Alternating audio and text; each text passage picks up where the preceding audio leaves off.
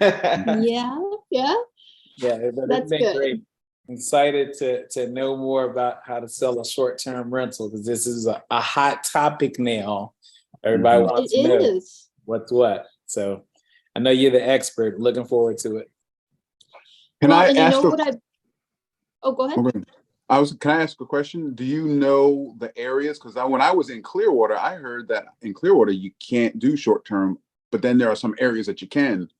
Are you, do you know those areas, or are you going to talk about that possibly? Yeah, you know, I didn't want to go deep into that, but you know, I think a lot of people want to know, so I'll go over some of the regulations, some of the things that are changing.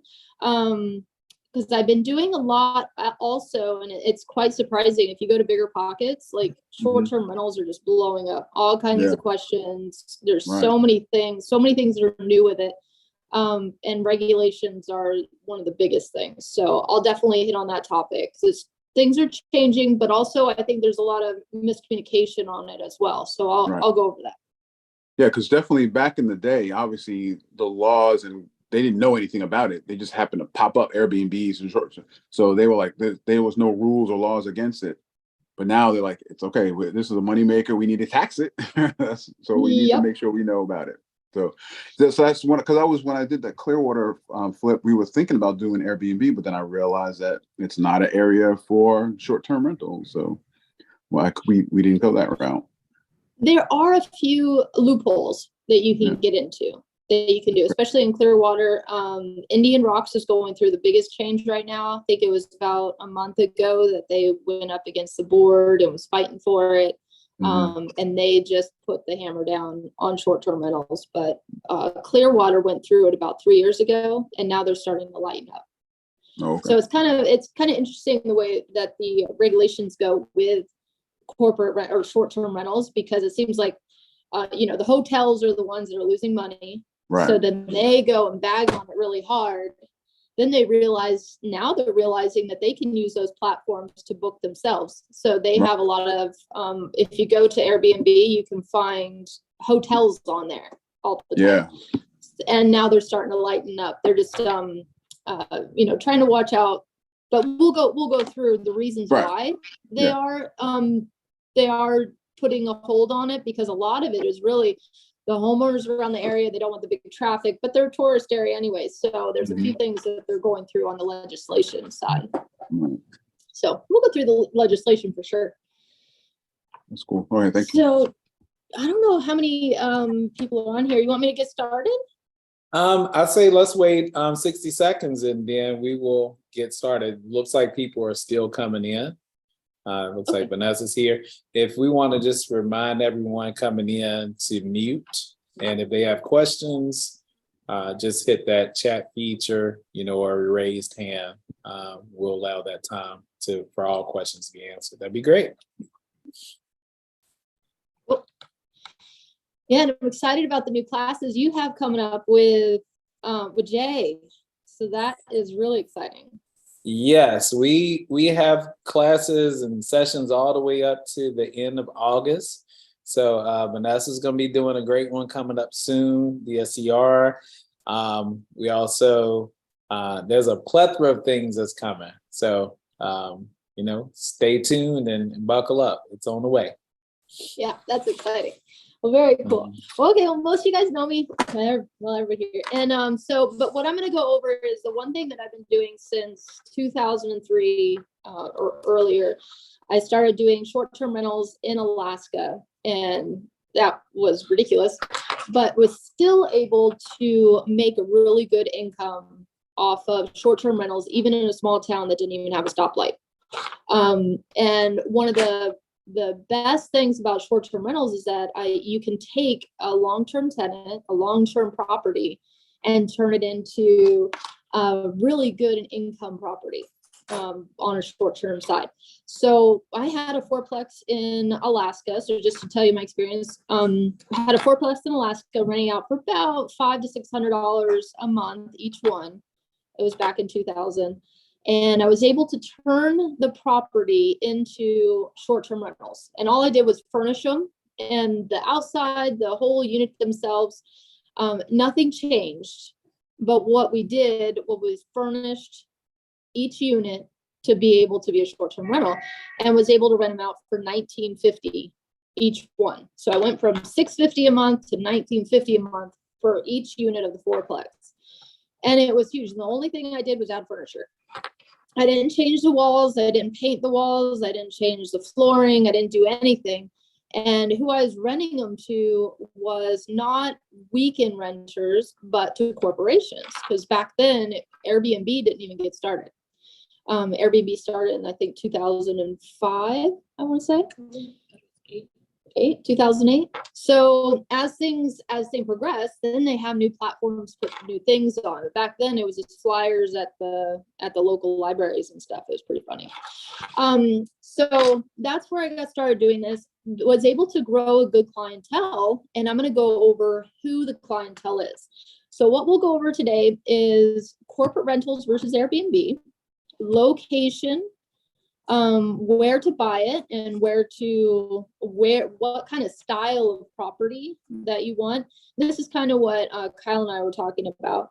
So we'll go over this. We'll go over the price range, which I think is really important as you guys sell these units, how to furnish them, how to fund them, which is with Vanessa, and then what the frequently asked questions are as you go through and have clients that are asking about short-term rentals, so you know how to be the professional in selling these. So corporate rentals versus Airbnb, which I think is a really important thing to understand. There's two different sides of short-term rentals. One is the corporate rental, which was the one that I'm talking about, that I started with. And the other one is Airbnb, VRBO, Booking.com, all those. So the biggest difference is occupancy, the occupancy length.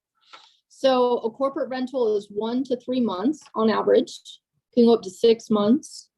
Anything over, I want to say 7 months here in Florida, then you're not charged on the short-term rental tax. So that's the basic standard rule, is anything under 6 to 7 months.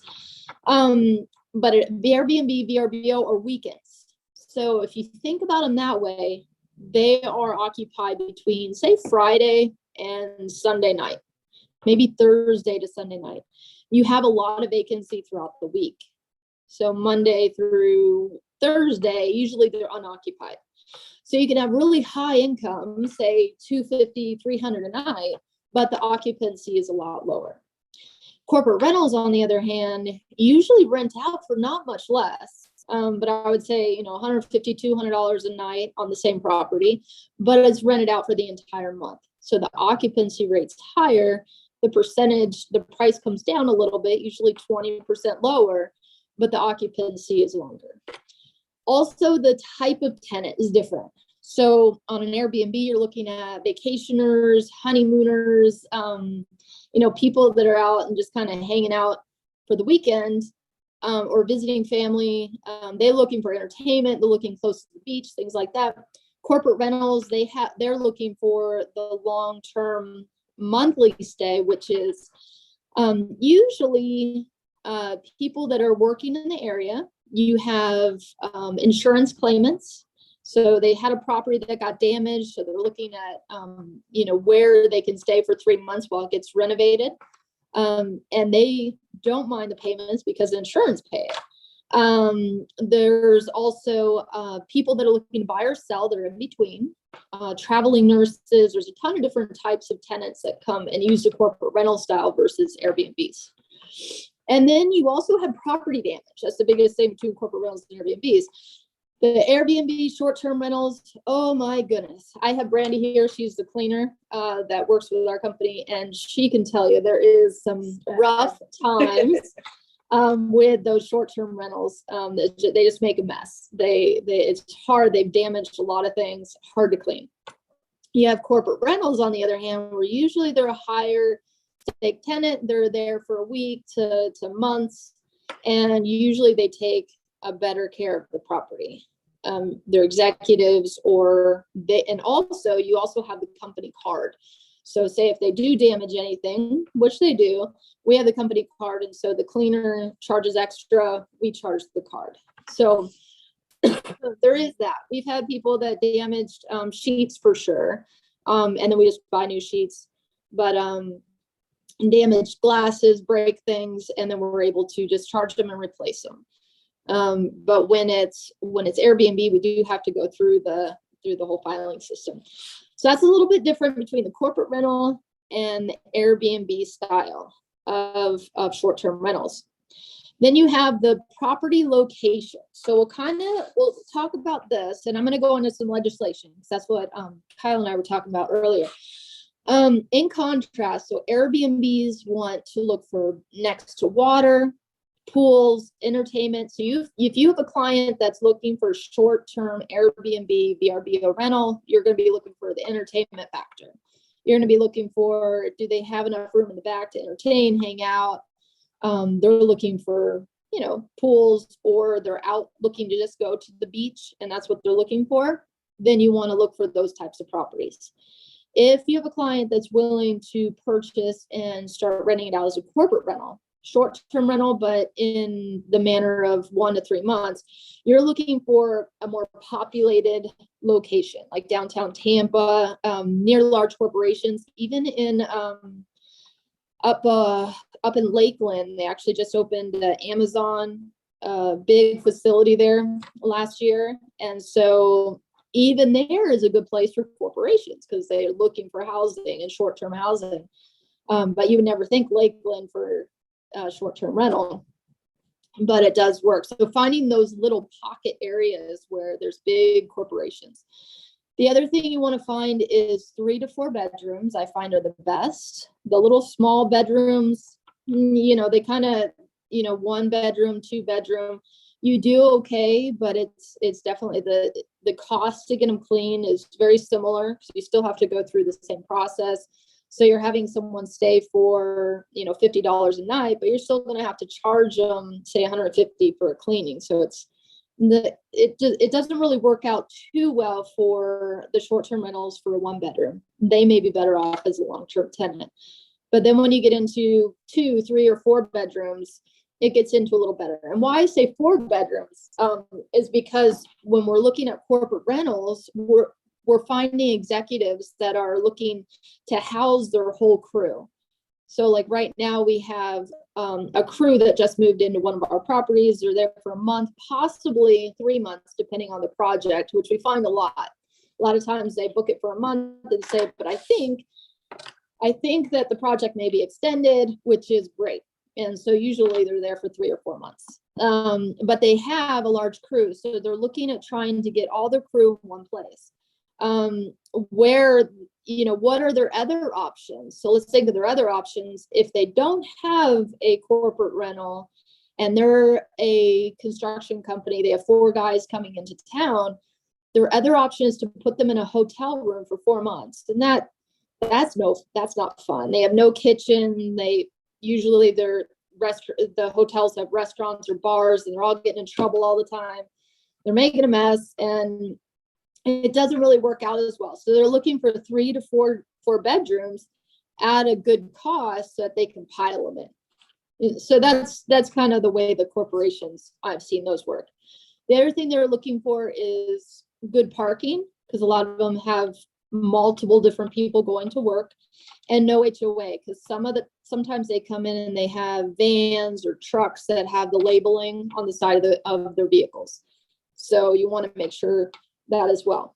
The other thing that I was going to talk about real quick is because some of your clientele is going to be looking for starting Airbnbs or VRBOs, what you're going to see is along the coast. The legislation recently is trying to crack down because there's a few people battling. A lot of the homeowners think it's a great idea to use it as a second home, to buy in Clearwater, Indian Rocks, St. Pete, all in Pinellas, and they can stay at the property, rent it out as an Airbnb, because insurance rates are insane. How are you going to live there for that price anyway? Sometimes insurance is higher than the mortgage. So they're finding out, well, I'm just going to rent it out as an Airbnb. But you have the hotels that are losing income from that, and you have other neighbors that are scared of the nightly rentals. So they want to put a hold on that. So there's a few locations that they went through about 5 years ago, I want to say, which was St. Pete and Clearwater. They hit them first and they said, no short-term rentals. Yep, 30 days or more. It has to be either 30 days or more, but also you can only rent it out to 3 people or 3 tenants a year. So you can rent it out for 3 months, or you can rent it out for 4 months times 3, however you'd like to do it. But those were the rules. They didn't want to have people coming in and out, in and out, in and out.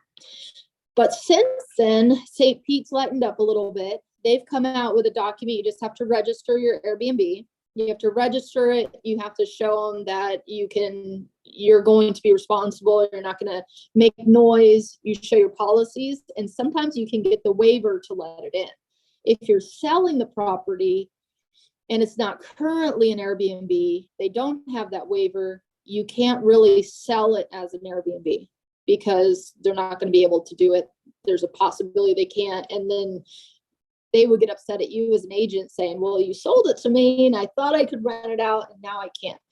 So be very hesitant on all of this stuff, because even if they allow rentals right now and then 6 months down the road, they're not able to rent it out as an Airbnb, then, there may be an issue. So keep up to date. I'm going to be keeping up to date on the rules and everything. So you guys can always contact me on what's going on in each community.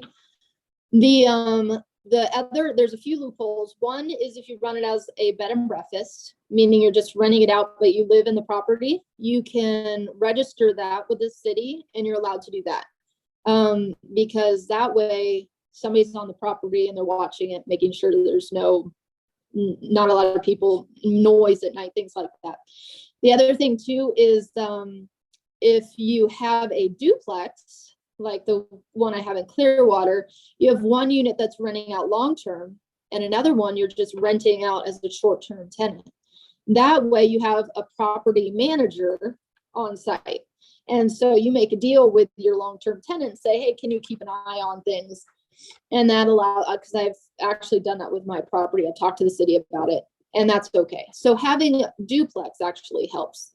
So there's a few loopholes. The other one is a lot of the properties that are still doing short-term rentals along the coast is that they were grandfathered in.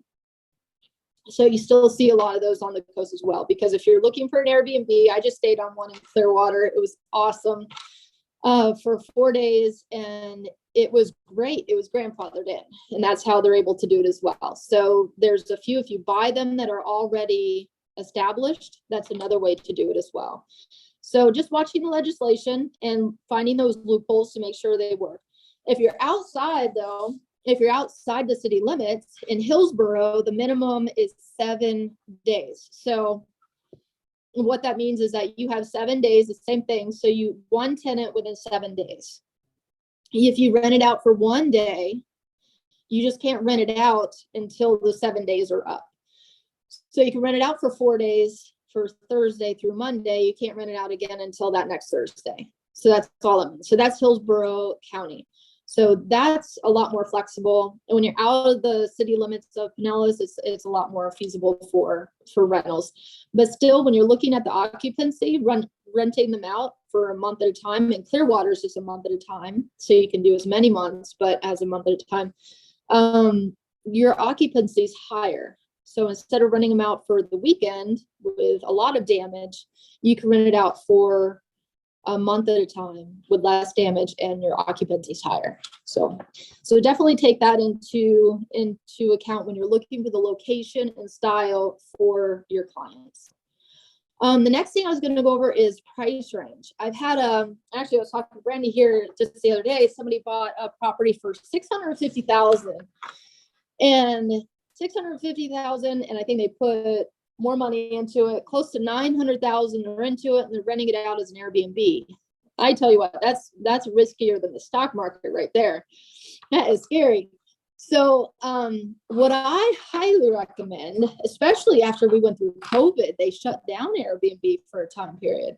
So that high of a mortgage trying to rent it out, that's very scary. So I usually say the price range is between $150,000 and $300,000 if you can find it. If you find like a duplex, I'm finding some that are still under 400,000, finding them in there. And the reason why is because there's a lot of people think that you need to buy the best property with everything perfect and luxury.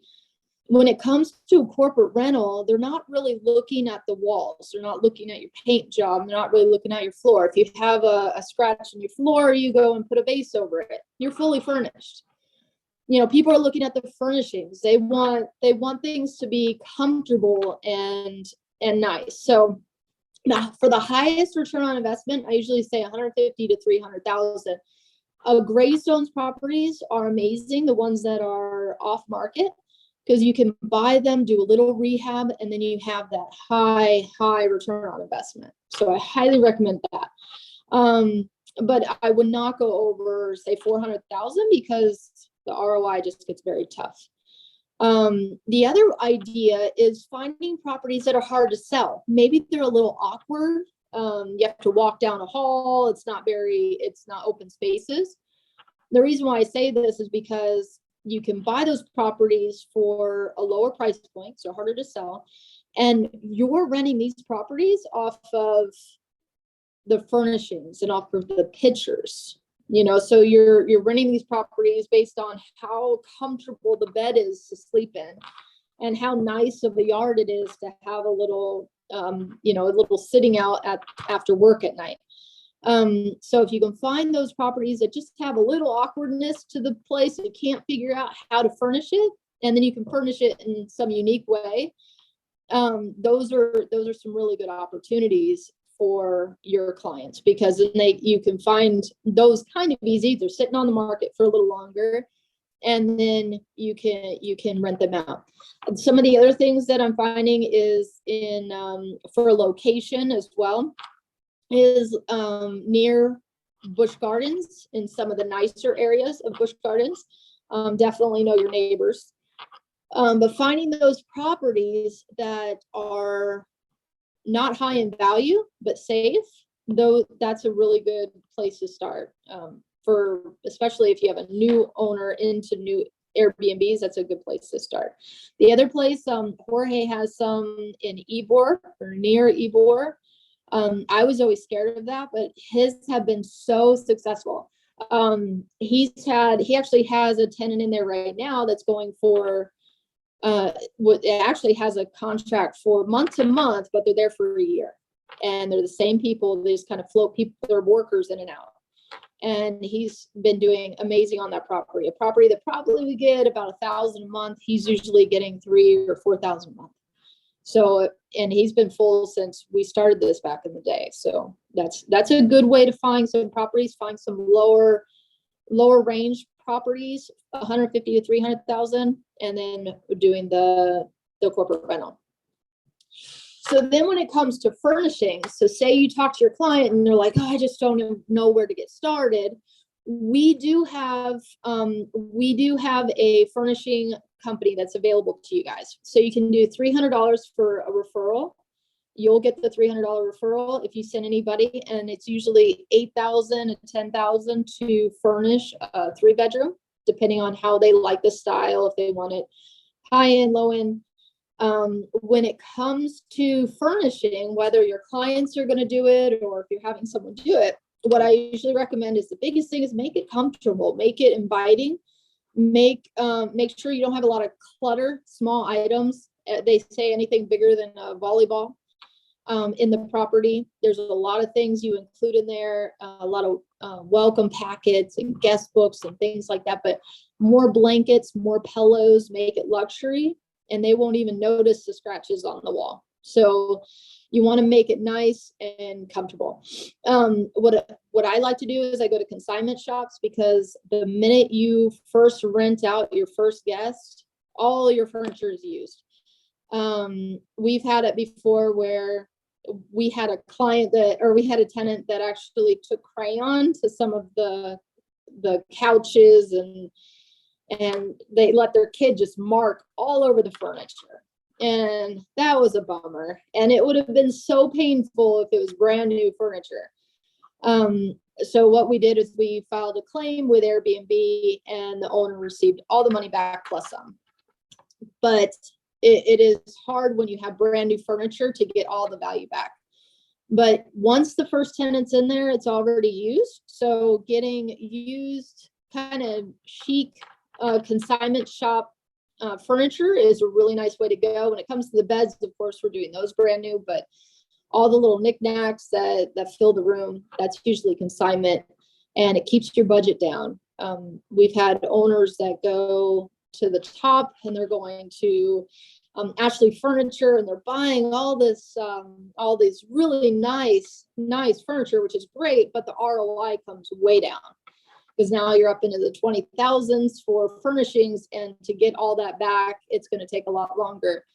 You're just putting more income in there. But really, if you just find cute things, make it comfortable, more pillows, more blankets, that's what people are looking for. When it comes to funding, this is with Vanessa, and she's going to be going over this class in a few weeks, Michael was saying. And the DSCR loan is how you can finance these properties. So if you're finding the off market, of course, there's a private lending. But if you're looking for the short-term rental funding, that's for income properties. And what's nice is you can even, Vanessa and I are working on a project right now on mine. You can even do it with conventional, meaning that the interest rate is a lot lower. You can do it with your W-2s, everything like that. It doesn't have to be just investor funding, and you can get that price, your interest rate down quite a bit. So, and the loans are based on projected, and I could be wrong. I don't do lending, so Vanessa's going to go over all this. But before, they were doing it over projected rents, meaning instead of having to show a lease, you can show what Airbnb projects on your property. So before you even close on the property, you can do projected rents to get your appraisal and to close. So that's a really nice thing to have. I know for the property you have in Clearwater, the appraisal came out to under 200,000, I think, after we fixed it. But then when we went back and did a gross rents appraisal, it was 400,000. So it's a $200,000 difference. So if you have clients that are interested in even flipping the Airbnbs, that's another topic that I think would be a fun topic to talk about, because going and doing a BRRRR strategy or a flip strategy, really, going and buying a property, get it rented for 9 months, show the projected and show what the actual rents can be with short-term rental, and then flipping it. That's a really neat way to sell a property as well. So with hosting, so that's something that I've been doing recently. So I've been doing them forever, for the last 20 years, but just recently, that's what got us started with the investing in Florida, is the hosting. And so what we can do, say you have clients right now that are looking at doing short-term rentals, buying the short-term rental from you, and they're going ahead and they are needing somebody to furnish it, we can furnish it. And then if they're needing someone to host it, we advertise it on over 20 sites. We have 24-hour communication with the tenants, which is really nice for your clients, because nobody likes to be woken up at 12 in the morning or midnight and the AC's out. So that's something that we handle. We handle all the scheduled of the cleaning, the maintenance, everything like that. And also with Graystone, there's a $350 referral fee too. So if you have any landlords that you can bring over, it's $350. So one more thing I just wanted to go over is frequently asked questions. So these are the things that are going to make you guys look professional when you're trying to sell to your clients, trying to get them into a property, and they're looking at buying an Airbnb. They're going to ask you, what are the average rents? So I'm going to give you a little trick that I use. So your average rent, if you have a 1-bedroom, you're usually at $1,000 to $1,800, depending on the location, of course. So let's just say you have a nice location, and I have a 1-bedroom with everything nice in there. I'm starting at $1,800. Every time I add a bedroom, I'm adding $1,000. So if you have a 3-bedroom, I'm usually renting it out at $3,800 a month. So that's just the little trick. You start out at $1,800, and then every bedroom on top of that is $1,000. And that's usually how I price it. It's going to change, of course, depending on the location that you're in. But other than that, that's the usual formula that we use. There's also a program that we have. So if you have any clients that are interested, I can run through this program I have to see what the average rates are for all the Airbnbs in that location. So I can do that. We touched on this a little bit, but who are the tenants? In the corporate rentals, they're usually the traveling nurses, insurance claimants. We have sports stars. We have one of our a major football player in one of our corporate rentals right now. We have usually executives putting in workers. Those are the ones that fit the 3 to 4 bedrooms. We have people that are just coming down, especially in the winter between October and May. Those are our snowbirds. And then you have the people that are buying and selling. So they're advertised on MLS too, so that if you have any clients that are in between, you have the option of filling that in until they buy. So the client pool is amazing compared to when I first started in Nikiski, Alaska, without a street light. I mean, here you have so many people that you can pull from to keep the property occupied at all times. The one thing I like to do too with our hosting is that we go for the longer corporate rentals, so month to 3 months. But then say you have 2 weeks in between, we try to throw that short-term rental in between those guests. And that way it keeps your occupancy high and your return on investment high. So a lot of times they say, well, what is the ROI from a corporate rental? And that one is a little complicated, but say you have a standard corporate rental, say you have a standard property that you sell as a long-term tenant, you're looking for that cash on cash return, you want to be at least above 7%. With a corporate rental, because you are renting it out instead of $1,000 a month, you're renting it out for more like $3,500 a month. Your ROI gets up into 20% range. So when we were using Zillow Calculator, if you put in the rents for a corporate rental versus a long-term tenant, you're looking at 7% all the way up to now a corporate rental up to 25%. So the exit strategy, if they were to have that, is a lot higher in a corporate rental versus a long-term tenant. However, remember, it's almost like your client needs to be more into like a stock market kind of guy, needs to be willing to get a little nervous. A long-term tenant, you know they're going to be there. The income comes in easy breezy. Yeah, I need to take 2 months to do the turnover, but that's fine. Now I still have 80% occupancy. It's okay. A short-term rental, you're like, when is my next tenant? Oh my gosh, I'm so scared. So you need to have the owner that can handle that ups and downs of the corporate rental, not knowing what's going to happen in 9 months. Usually it's filled, so the risk is higher, but the reward is higher from a corporate rental. So just something that you need to communicate with your client on that. So just like it says in my guaranteed tenant with the short-term rentals, just be prepared. There may be a few days off, but the occupancy on all of our units have been higher than 80%. So just like on a long-term tenant, you have the rule of thumb was 70% because you have the turnovers. Once they move out, you have a month of cleaning, fixing all the damage they've done, and then you have to advertise it back on the market, run everything, get it back on. Usually it's 2 months to get it back on there. So 70 to 80% worth of occupancy is what's a long-term tenant. We have more of a week off, 2 weeks off, and it gets everybody nervous a little bit, but the occupancy is always really high. And will there be vacancies? Yes, there'll be vacancies, but very limited as much as we can, because there is such a pool here that we're able to keep these guys occupied and keep them moving. A few of them that are doing the 3 to 4 months rents, I have people waiting to get into the next one. And we have this one in Wesley Chapel is renting for $9,000 a month.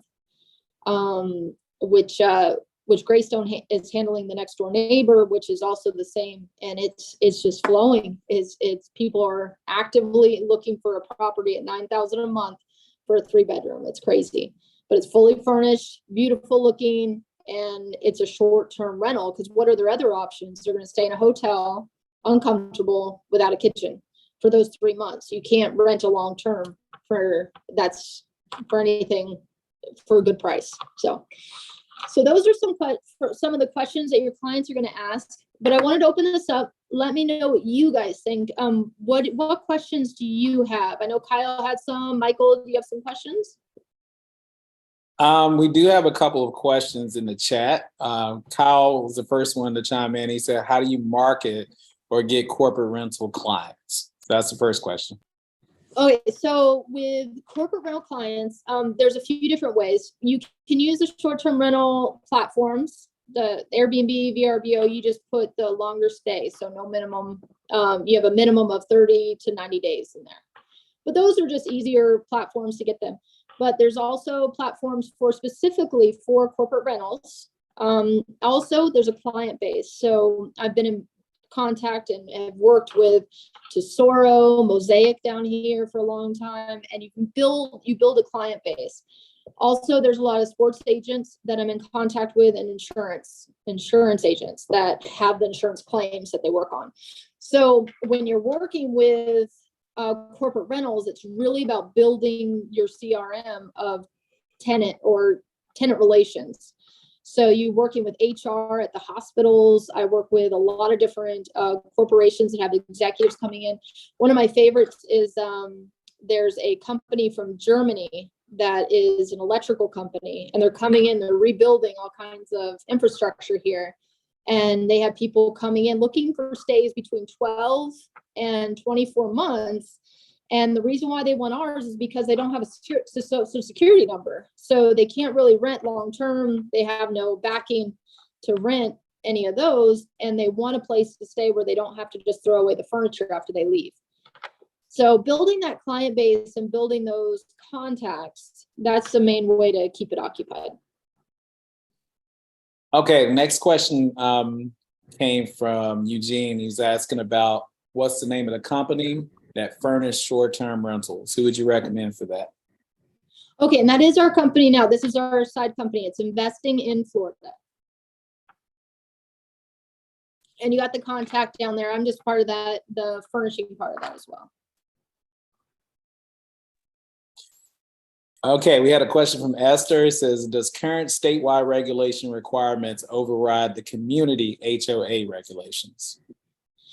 No, so the HOA regulations are what goes. So say you're in Hillsborough County, you have 7 days rental, so that's great. You can rent it out. But if you're in an HOA, you have to go with whatever the HOA rules and requirements are, and that also go with condos as well. Some of them say that they have to be 12 months, 6 months. So you have to look at the documents before you recommend doing Airbnb for your clients. All right, we had another question about hosting this. So with your company, you would host these corporate rentals, correct? Yes. Okay. Yep. So we host them. I have been doing it since, well, we used to do it with Graystone. I've been doing it since 2003, forever. And so we host them, we manage them, and we do nightly stays. So we do the short-term rentals. But yeah, we host them as well. So we do the whole process.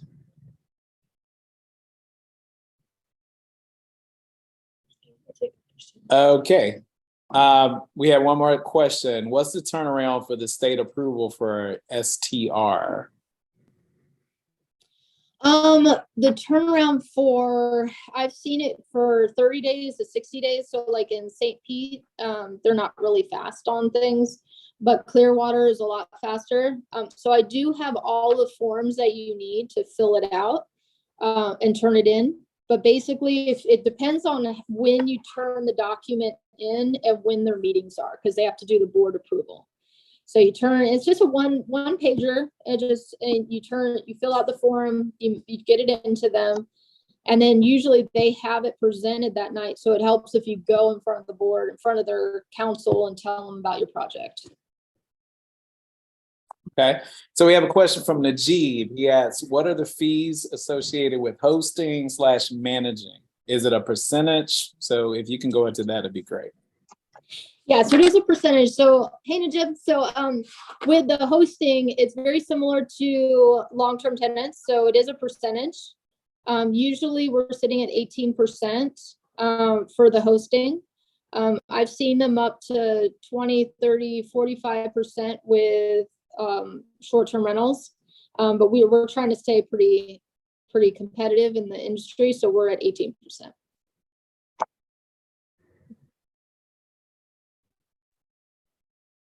Okay, Hey, I see a hand. Do we have any other questions? Yeah. Yes, I do actually. So can you elaborate a little bit, Nadia, on the hosting part of it? Like what's included in your fee? Like I go out with a customer, or I joint venture with a customer, and we buy a house in Clearwater. We just hand it over to you and say, okay, here you go, do the hosting and manage it and everything, and we can forget about it. Pretty much. Okay.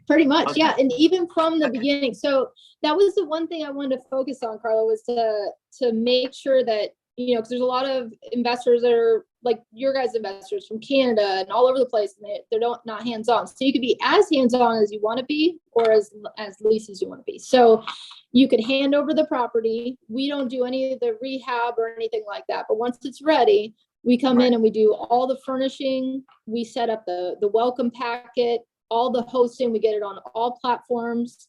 We set up the whole structure for you so that it gets the most advertising for the property. And then we start booking. We set up the whole system. What's really nice with the hosting is that you have a login, so you can see everything that's being booked. You can see at time every piece of information about all the bookings, how much income you're coming in at any moment. Also, you have a platform that you can go in and you can black out dates as an owner. So you can. So if I wanted to enjoy the house for, a week or whatever, if there's an opening, I can close down that week and I get to basically. Awesome. Okay. Yeah. Yep. So the whole 9 yards, and then we handle all the hosting questions, everything. There'll only be a few times, like if there's any issues that I'm not sure of, if a guest wants to bring 14 people, usually we have a questionnaire. So maybe over 6, we don't take any more, or you charge more over 6, things like that. So if there's anything crazy, then I may get in touch with you. And then we always keep you guys informed on how the property's doing. So you can go online and see the bookings, but we contact you and let you know what the requests are, because we're also have it on MLS and things like that. So if we're getting a lot of, people interested, we try to let you guys know what's going on as well. Awesome. Very good. Yeah. We handle the neighbors too. We've done that recently, keeping the neighbors, making sure everything's going good there. But yeah, we can fix the whole thing and make sure that it's set up for Airbnb, from just taking a blank scratch of a property and then getting it set up. Like there's one right now where the electrical's having some issues, so we can give recommendations. I think we should do this, we should do that, to make it a little bit easier. But so that's basically what we're doing with the company here. Cool. Thank you. Yeah, nice talking with you, Carlo, again. Okay, any more questions? Well, we're almost at 4:45, so I wanted to keep it at 4:45 like we always used to, so that we don't burn you guys out. If you guys have any more questions, anybody here at Graystone have any questions on short-term rentals, that's what I'm here for now, is to be your guidance. If you have any customers that are buying, if they're looking at furnishing, hosting, anything like that, I'm here. I did videotape this meeting, and so I'll get this over to Michael, so he can give this to you guys as well. So if there's no other questions, we want to thank you, Nadia, for this session. Lots of information in here. And I just want to remind everyone, we do have more of these coming up for the next couple of Thursdays. Don't forget to be here next Thursday at 6 o'clock for our culture of accountability training. Also, the following week, we're going to be discussing the SCR programs, and that's with Vanessa. That's July 20th at 5 p.m. So if you have any other questions, please chime in. If not, we're going to say thank you for everyone coming. And I thank you, Nadia, for helping us out today with this and sharing your knowledge. Absolutely. Yeah, nice seeing Thank you you, all Nadia. again. Yeah, nice Thank talking with you. you. All right. Thank you. See you guys later. Take care. Bye.